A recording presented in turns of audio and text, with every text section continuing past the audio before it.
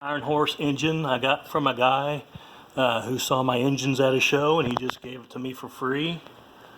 I'm going to use it, combine parts with this one that are missing, and make one good engine. I was missing a shroud on mine. This one's missing a muffler, and it looks like an exhaust shroud. See, there's the muffler. I was just using this cheap one. I'll probably take this extension off. Not gonna need that, I don't think. So, and then maybe I'll go back to, instead of using a separate coil, which I've got back here, bypassing the points of magneto, hopefully this one will work. Get the original wire on here and plug. So we'll see what happens.